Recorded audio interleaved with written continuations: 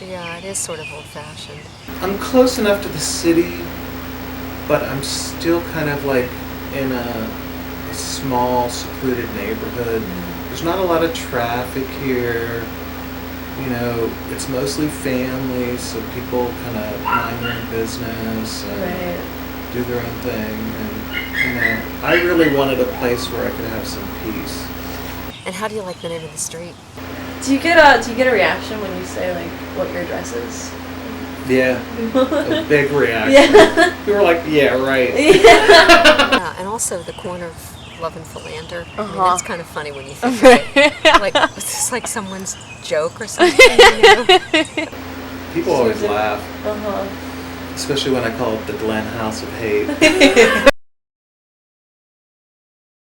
My name is Deborah, and middle name is Elizabeth, which I've always preferred over Deborah. Oh yeah, I'm sorry I didn't use Elizabeth instead Elizabeth of Deborah. suits you, I think. Thank you. Thank you. I like that name. Yeah. But it is Deborah. It's very elegant. Thank you. And Deborah is the correct pronunciation, right. but few people use that now, so it's Deborah. So, Okay. Fine, I'm Mary Sangle. I'm 34. Stephen Glenn, and I'll be 44 on August the 7th. Outdoors reporter? Oh. Yeah, I'm a reporter who actually specializes in outdoors reporting, conservation-related stories. I am a retired social worker. I worked for Allegheny County as a social work administrator for 20-some years, and I retired about 2 years ago. I write about fishing a lot, some hunting-related pieces as well, but mostly with a conservation orientation. And right now I do consulting, compensation consulting out of my home. It's fun, yeah. That sounds fascinating.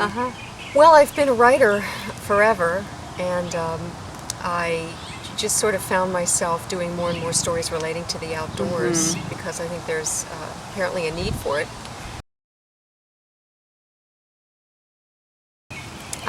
Almost 20 years. I've been here for about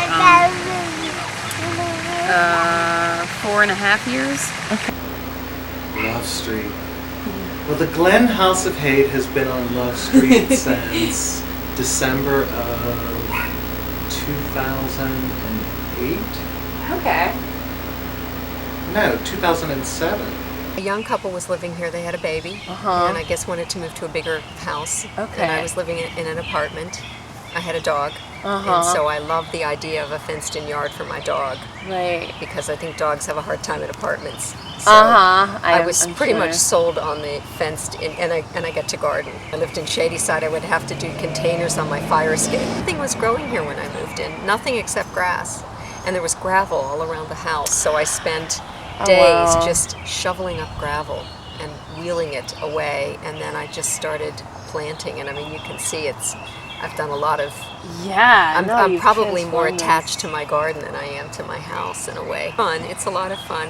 You're never done, but that's part of it. You know, it's always sort of a work in progress, I guess. Yeah, well, maybe that's best, because if you were done one day, then what would you do? That's it. That's it. I mean, you're never done. There's always weeding and deadheading and planting, and you know. But it is, and you learn by making mistakes, putting, you know, sun-loving plants in shady areas and vice versa. But that's how you kind of grow, I think, as a gardener.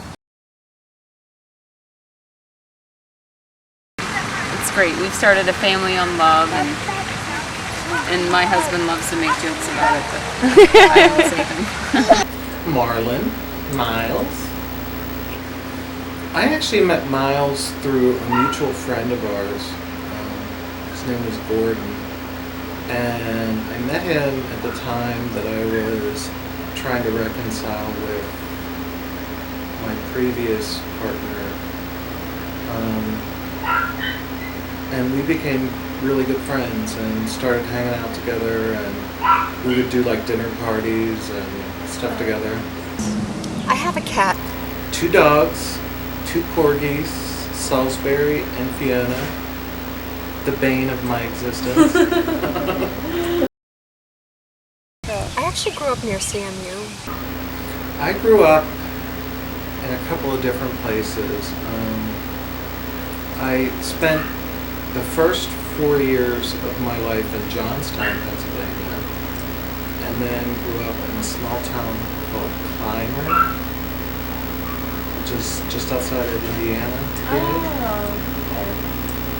And then moved to Indiana when I was about middle school age, and then I graduated from high school there. I grew up in Conneaut Lake, Okay. and it's about 90 miles north of Pittsburgh. It's a small, used to be like a resort town because there was an amusement park there. Well, my dad was a salesman, Okay. and my mother basically was in sales, more retail. She worked in a store, and of course, when I was little, she was home. My father worked in the coal mines. My mother ran a gourmet food store in Indiana until she passed away. My dad worked for the state of Pennsylvania. He was like this quality control for the Department of Welfare, basically. And my mom was an OB nurse. She still is, but my dad's retired. It was, a nice, happy childhood.